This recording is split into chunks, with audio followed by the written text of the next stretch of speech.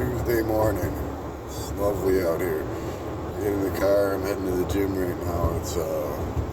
The car says negative 13 the temperature. So it's like below 30, I believe, somewhere in that neighborhood with the wind chill. Oh my God, it's cold, really cold. It won't take but a couple of seconds and your ears start hurting. And just coming out and starting the car was a chore. Definitely one of those days where it's hard to drag your ass out of a nice warm bed and go to the gym, that's for sure. But I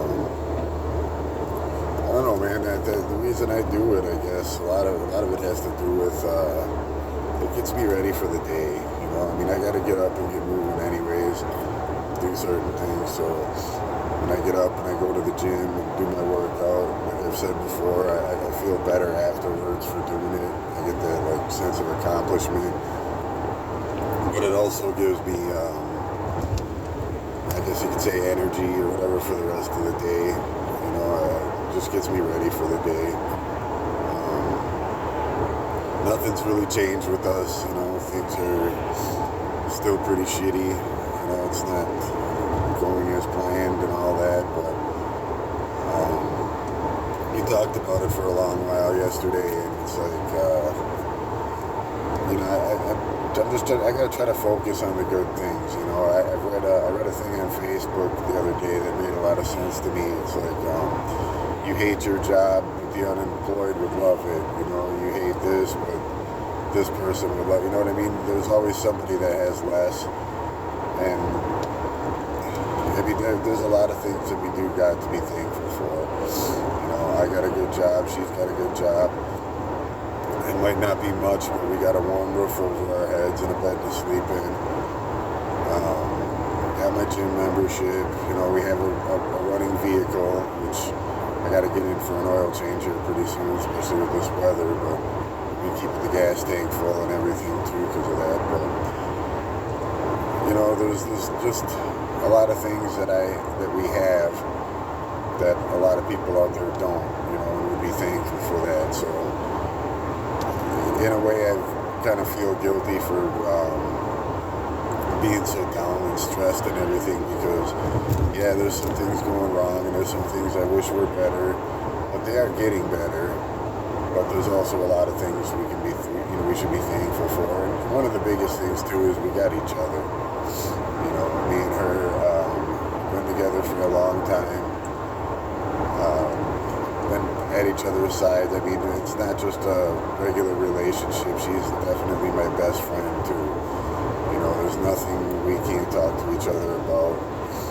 And you know, obviously, we've had our ups and downs. We've been together going on 17 years. So we've had our ups and downs. We've had our good times and our bad times, but you know, all of that just basically strengthens the bond. You know, we were really good friends before we got together, so that helped a lot too. We already had that kind of bond, and so we got each other, and that's the most important thing, I think. We're there for each other. We're helping each other. You know, there's lots of things we still gotta work through and get through, but at least there seems to be, so far anyway, lights at the end of the tunnel. And even if things don't go as planned again, like they haven't been, you know, then I guess we'll work at something else. You know, I haven't been putting all my eggs in one basket. I've been trying. We got a couple of different places we can go look at and stuff like that. We got the one we're supposed to move into. So, I mean, we got some options. You know, we just gotta keep our heads screwed on straight, keep moving forward. It's really tough, man. I'm not gonna lie. It's hard. And sometimes it feels like it would just be easier to throw your hands up and just say, fuck it, and, you know, go out and party and get all, you know. Because what I used to say, you know, I had a lot of drug counselors and people like that growing up and going through my addictions and rehab and stuff. And a lot of people used to tell me, well, drugs and alcohol don't solve anything. You once the buzz wears off, your problems are still there. And I used to say, but when you're living in a nightmare of a life like that, 24/7, those couple hours, that you forget about everything, that you're high or drunk or whatever, and you forget about everything, that's like paradise. That's like great. So yeah, of course the problems are still going to be there, but to be able to forget about them for a little while is awesome. I mean, it's just, makes it worth it, is what I thought anyways, but it really doesn't. If you really look at it and I look back on it, and it's not only that the problems are still there, but now you got added ones too, and they're always, when it comes to things like that, they're never small problems, they're big ones. I've lost family members and friends, trust from people. I've lost pretty much everything you can lose. I've lost, and I'm like recently just starting to gain some of that back, and some of it I know I'll never get back, but that's just the price I'm paying, for the choices I've made. We all got a choice. Everybody can blame this, that. My childhood sucked. My parents got divorced. We've all been through that. It's the choices you make. I have friends that grew up the same way I did that are extremely successful right now, and then a lot of them are dead from overdoses or unaliving themselves. I guess you can't use certain words on YouTube. There was a lot of that going on for a while, and it's still happening. It's still happening. I hear about people I went to school with and stuff like that all the time. Me and my fiance sat there one time and tried to figure it out, and just kind of like coming up with names of people that I knew or went to school with or friends with or whatever that are no longer with us because of overdoses and things like that. And off the top of our heads sitting there, we came up with over 70 people. And there was a point in time where there was like one a week on Facebook, hey, I knew that guy, or I went to school with that guy, you know what I mean? It was just kind of crazy how it all went down. But it makes you wonder, how I made it through it. I wonder that, I've said this before in videos and I'll say it again, and I'll say it for the rest of my life. I have no idea how I've survived all this shit and made it through all this, but I strongly believe that there has to be some type of a reason, some type of a purpose, It's kind of one of the reasons why I started doing this. If nobody ever watches these or anything like that, at least I have like a little journal type thing, we can go back and look at, my grandkids can go back and look at, and just kind of see how I was living the last, the older years of my life, I guess. I'll be 50 in March, so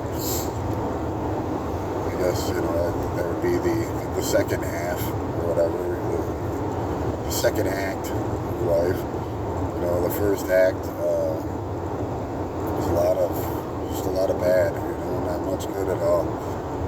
I told a niece of mine the other day that you don't want to end up like me, man. I have nothing really but regrets in my life, I wake up in the morning and I'm just like, my mind is just full of regrets, things I wish I would have done different or better. I don't know how much I would change if I could go back and change it. People say, well, that's what made me into the person I am today, but maybe the person I am today could have been better, or maybe not. Maybe it could have been worse. So you'll never know. So the only thing you can really do is focus on right now. You can't control the future. You can't change the past. It's just right now. So right now, I'm going to the gym, keeping up my routine. I switched up my routine a little bit, so I'm going to be going 5 days a week, taking the weekend off, Saturdays and Sundays, giving myself a little more time to rest. I'm going to see how that goes for a little while. I think I've been overexerting it, not resting enough, because I was literally only sleeping 3-4 hours a night. Because I go here and then I go to work for 1 and I work till 11, get home, I'm not sleeping till 1:30, sometimes 2 in the morning, and then I'm up at 6:30 again when the alarm goes off, and